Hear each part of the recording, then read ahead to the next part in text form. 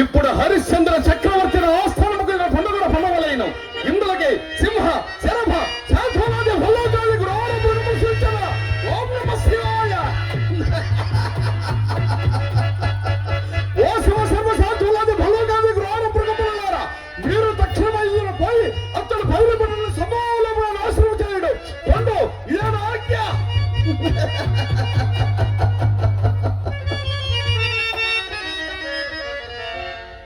అయ్యారే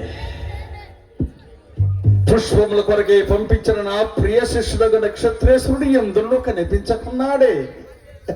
పిలిచి చూచదగాక శిష్య నక్షత్రగా నక్షత్రగా నక్షత్రగా ఆయుష్మాన్ భవ యశస్వి భవ లెమ్మునాయన గురుభ్యో నమః.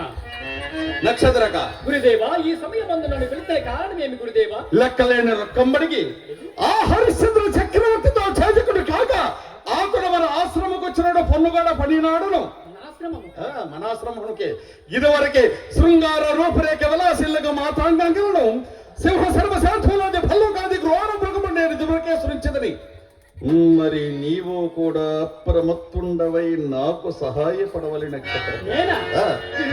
నీ సహాయమే ఎంతటి మహాభాగ్యం, నీ వంటి వారికి సహాయం చేయుట ఎంతటి మహాభాగ్యము గురుదేవ. కానీ ఏదో ఒక వ్యాసంగము వలన నా చదువు మాత్రము గ్రీష్మకాల వాటి జలపు వలె దినదినము